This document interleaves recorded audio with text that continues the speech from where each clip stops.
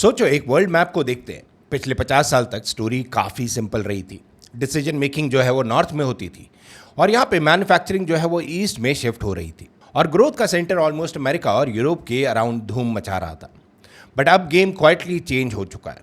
आज global south सिर्फ एक इमर्जिंग नहीं है, वो already global trade, output, investment और ग्रोथ की एक मेजर पिलर बन चुका है।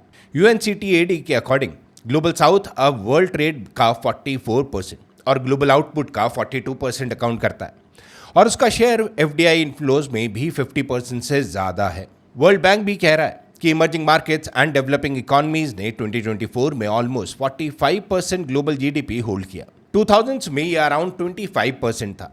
ये कोई स्मॉल शिफ्ट नहीं है, ये इकोनॉमिक टेक्टोनिक प्लेट मूवमेंट है UN ट्रेड एंड डेवलपमेंट के अकॉर्डिंगली। और यहाँ पे सबसे इंटरेस्टिंग बात यह है कि ये सब स्लोली नहीं बल्कि स्टेडिली हो रहा है। IMF के 2026 प्रोजेक्शन में भी एडवांस्ड इकोनॉमीज का ग्रोथ 1.8 के आसपास है, जबकि इमर्जिंग मार्केट्स और डेवलपिंग इकोनॉमीज 3.9% ग्रोथ कर रही हैं। मतलब दुनिया के दो अलग स्पीड लेन्स बन चुके हैं। एक लेन स्लो है, दूसरा यहाँ पे फास्ट है और फास्ट लेन का ड्राइवर ज़्यादातर ग्लोबल साउथ है। बट यहीं पे आप लोगों के मन में भी एक क्वेश्चन आएगा, what is global south? Well, सबसे पहले यही कंफ्यूजन जो है वो क्लियर करते हैं।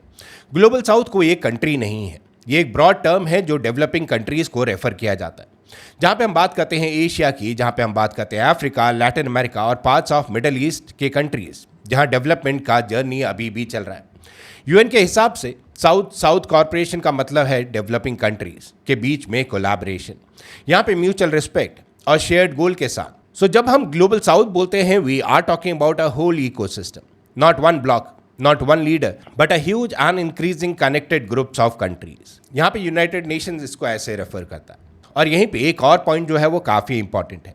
ये कंट्रीज पहले मोस्टली रॉ मटेरियल्स और चीप लेबर के लेबल से देखे जाते थे, लेकिन अब इन्हीं कंट्रीज में कंज्यूमर मार्केट्स भी है, टेक अडॉप्शन भी है, इंफ्रास्ट्रक्चर बिल्ड आउट भी है और जियोपॉलिटिकल बार्गेनिंग पावर भी। वर्ल्ड बैंक के मुताबिक यहाँ पे EMDs 2024 में ग्लोबल GDP का ऑलमोस्ट 45% थे और यहाँ पे हम बात करें UNCTAD की, उसके मुताबिक यहाँ पे global south world merchandise trade का 40% हैंडल कर रहा है। इसका मतलब है कि ये एक सिर्फ ग्रोथ स्टोरी नहीं है, ये एक पावर स्टोरी भी है। बट अब सवाल ये भी है कि अगर इतना बड़ा शिफ्ट हो रहा है तो वेस्ट इसके बारे में इतनी बात क्यों नहीं कर रहा? क्योंकि इवेंचुअली हर्ट यहाँ पे वेस्ट हो रहा है।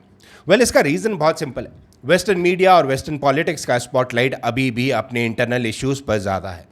चाहे हम इलेक्शंस की बात करें, इन्फ्लेशन की बात करें, इमिग्रेशन की बात करें, यहाँ पे वॉर्स हो गए, यहाँ पे टैरिफ्स हो गए, यहाँ पे AI हो गई एंड यहाँ पे डोमेस्टिक पोलराइजेशन हो गया। इसलिए ग्लोबल साउथ का राइज ऑफन हेडलाइन नहीं बनता, इवन दो यहाँ पे डेटा जो है वो साफ बोल रहा है कि वर्ल्ड का सेंटर ऑफ ग्रेविटी शिफ्ट हो रहा है। UNCTAD ने भी यही नोट किया है कि वर्ल्ड का economic centre of gravity dramatically shift हुए और डेवलपिंग कंट्रीज अब वर्ल्ड ट्रेड और यहाँ पे बात करें प्रोडक्शन के सेंटर में भी आ चुकी है। और दूसरी वजह यह भी है कि वेस्टर्न कमेंट्री अभी भी ग्लोबल साउथ को ऑफन फ्यूचर मार्केट के लेंस से देखती है, प्रेजेंट पावर के लेंस से नहीं। बट प्रेजेंट पावर ऑलरेडी दिख रहा है। ट्रेड कॉरिडोर्स वो यहाँ पे चेंज हो रहे हैं, सप्लाई चेन डाइवर्सिफाई हो रही है और डेवलपिंग कंट्रीज एक दूसरे के साथ ज़्यादा बिजनेस कर रहे हैं। UNCTAD के अकॉर्डिंगली यहाँ पे साउथ साउथ ट्रेड पिछले 3 डिकेड्स में 10 फोल्ड ग्रो हुए हैं and now it accounts for over 1/3 of global commerce. ये फ्यूचर की स्टोरी नहीं है, ये करंट रियलिटी है। यहाँ पे UN ट्रेड एंड डेवलपमेंट की रिपोर्ट आप देख सकते हो, सोर्सेज हम लोगों ने नीचे दिए हुए हैं इन दी डिस्क्रिप्शन सेक्शन। बट ये तो बात हो गई थियोरेटिकली, बट यहाँ पे हम लोगों को कुछ एग्जाम्पल्स भी चाहिए होते हैं। जो भी चीज़ें हो रही हैं उनके एग्जाम्पल्स हम लोगों के सामने होते हैं। कुछ एग्जाम्पल्स की यहाँ पे बात करते हैं। सबसे पहले यहाँ पे रेफर करते हैं इंडिया को। चलिए इंडिया से स्टार्ट करते हैं, because India is one of the clearest example of the shift. World bank के लेटेस्ट अपडेट के मुताबिक इंडिया यहाँ पे फाइनेंशियल ईयर 2024-25 में 6.5% ग्रो करने के बाद भी फास्टेस्ट ग्रोइंग मेजर इकॉनमी बनी हुई है। वर्ल्ड बैंक ने फाइनेंशियल ईयर 27 के लिए ग्रोथ जो है वो 6.6% यहाँ पे प्रोजेक्ट की है। IMF के अप्रैल 2026 वर्ल्ड इकोनॉमिक आउटलुक डेटा में भी इंडिया का 2026 रियल GDP ग्रोथ अराउंड 6.5% दिख रहा है, जब एडवांस्ड इकॉनमीज 2% के आसपास या उससे नीचे चल रही हैं और इंडिया का 6% से ज़्यादा यहाँ पे जोन चल रहा है। That is not just growth, that is compounding influence and ये चीज़ बहुत क्लियरली नज़र आ रही है।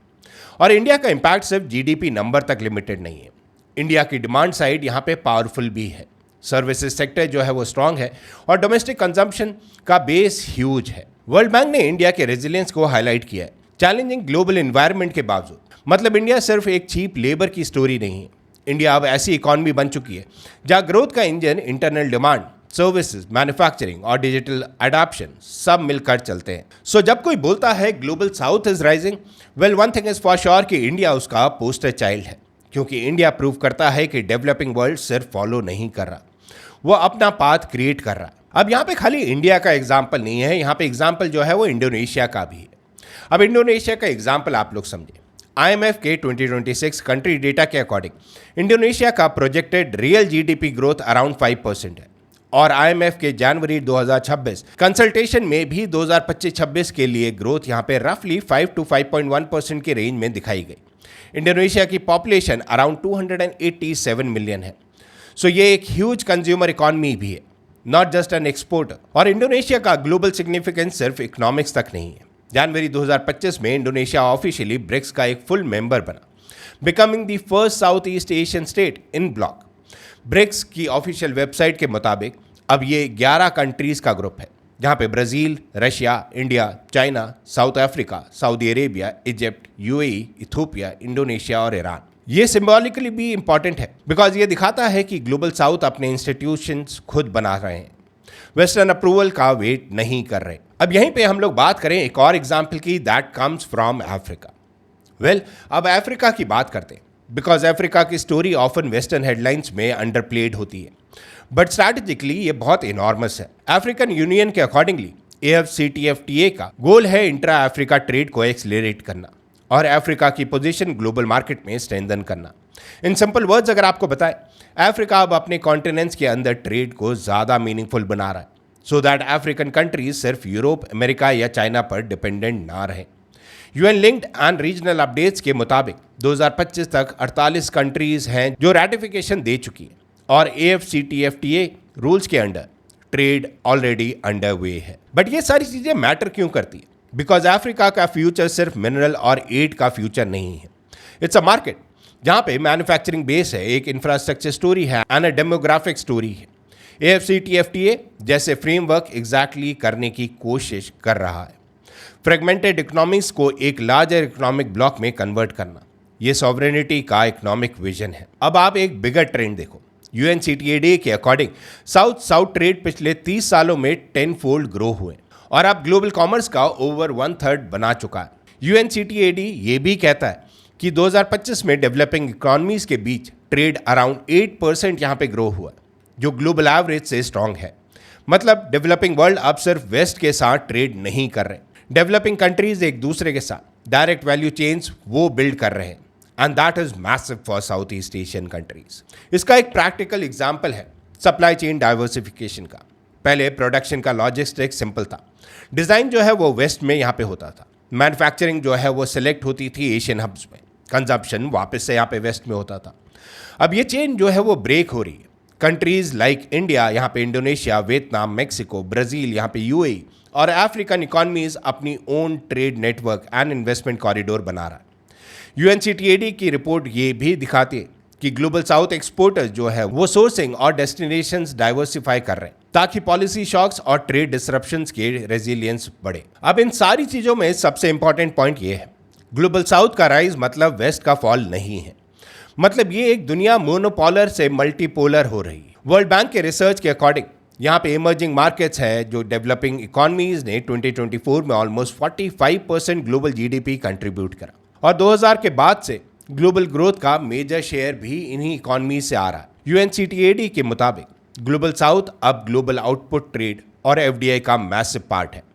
इसका सिंपल मैसेज ये है, अगर आप आज वर्ल्ड इकॉनमी को समझना चाहते हो तो सिर्फ वॉशिंगटन, लंदन, बर्लिन या पेरिस देखना इनफ नहीं है।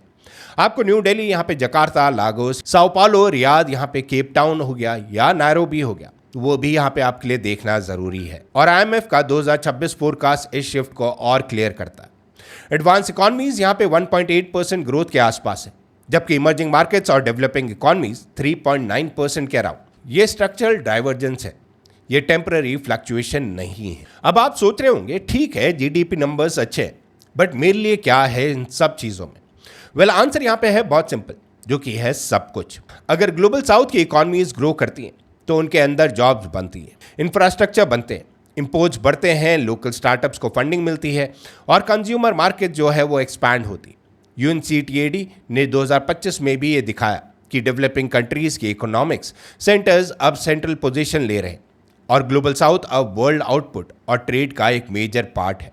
मतलब नेक्स्ट डिकेड के ब्रांड्स, यहाँ पे लॉजिस्टिक कंपनीज, यहाँ पे फिनटेक, एनर्जी फर्म्स और मैन्युफैक्चरिंग हब्स का ग्रोथ इंजन मोस्टली यहीं से आएगा। लेकिन ये स्टोरी जो है वो वन साइडेड है।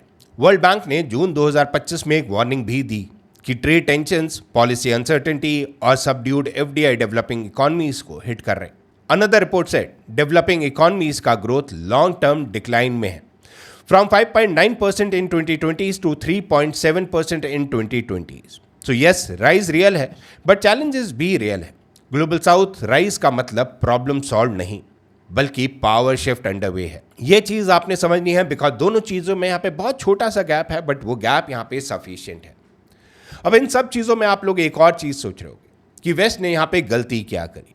वेल, वेस्ट की सबसे बड़ी गलती शायद ये है कि वो ग्लोबल साउथ को अभी भी चैरिटी, रिस्क या आउटसोर्सिंग के लेंस से देख रहा है, पार्टनरशिप के लेंस से नहीं। लेकिन रियलिटी ये है कि आज के डेवलपिंग कंट्रीज पसंद किया हुआ फ्यूचर नहीं, वो एक लाइव प्रेजेंट है।